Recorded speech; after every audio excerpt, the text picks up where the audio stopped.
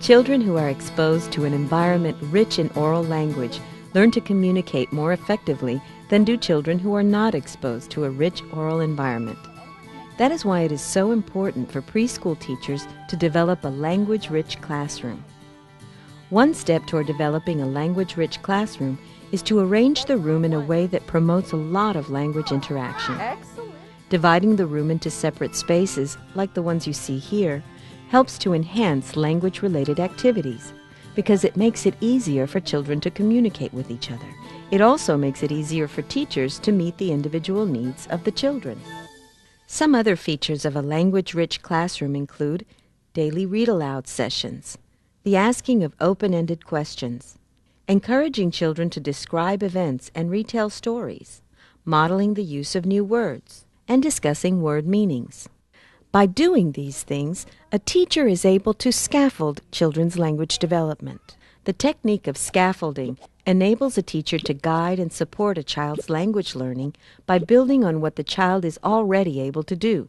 Scaffolding moves a child from a lower to a higher level of language use. Knock, knock, knock. And he says, Mr. Waggle. Scaffolding can be applied to all areas of education: classroom, playground, snack time, or any time. These children are enjoying some time in centers. This type of pretend play and pretend talk affords many opportunities for scaffolding. What's another word for mittens? What are another type? If it's snowing, what?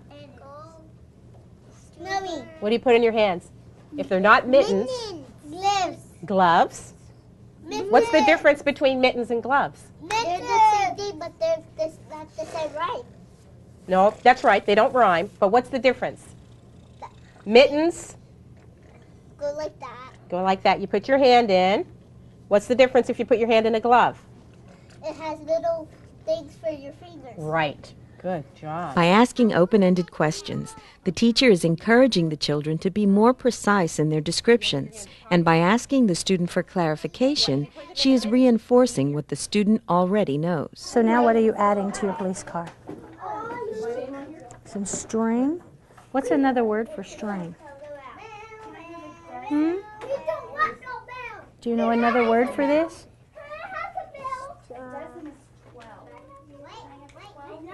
Could we call it a ribbon? Would ribbon be a good name for it? Ribbon? Yeah.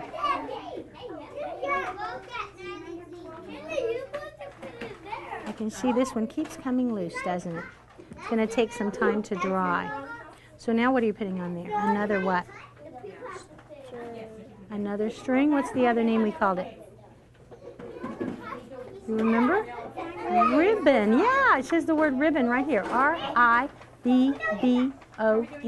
Ribbon. You can scaffold children's language development in many ways. Modeling the use of new vocabulary words and encouraging the students to use them in their own speech quickly enriches vocabulary and syntax. Why do you think I put a flower inside the blue water? Because it's not supposed to go in there. What might happen to this flower if we leave it in blue water? Gross. It grows? What else might happen to this flower? No. Do you think it might turn blue? It is important to give children adequate response time. Wait 3 to 5 seconds before rephrasing a question or requesting help from another child. Knowing when to wait and listen to the child and knowing when to ask a question will make your scaffold stronger. He's going to be tired. Is he tired? Because he's what? Why is he so tired? Often, simply asking a child why will inspire them to explore new ways to express their own thoughts and ideas. Can you tell her how much they will cost? It's $2. I think she needs some money first. Asking open-ended questions will encourage children to take multiple turns in conversation, which will help them learn to use language that is appropriate for the listener. Independent centers afford many opportunities for scaffolding language development. But it is important to find opportunities in other activities commonly found in preschool classrooms, such as circle time and small group instruction. Scaffolding can even enhance transitions from one activity to another. We're going to go outside, and George is our center manager. So George, can you tell me what kind of things we take outside with us today? Buckets. Buckets? What are we going to do with the buckets? We're going to put sand in there. George is going to answer. Okay, we're going to put sand in our buckets, so we need buckets. What else do we need? And shovels. Read aloud sessions are an excellent time to model new vocabulary words. Cocoon. You know, another word for cocoon is chrysalis. It's almost like Christmas. Can you say chrysalis? Chrysalis. Yeah, it's quite a big word, isn't it? The story extenders from Read Aloud sessions work well to promote questions and conversation among children and allow the teacher to provide feedback to encourage, interpret, and evaluate children's responses.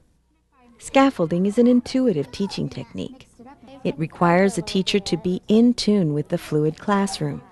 By providing the right stimulation at the right time, teachers can propel their students' language development to new heights. You illustrated. Good job. You're the illustrator. A key point to remember about scaffolding language development is that it can be applied to all areas of education.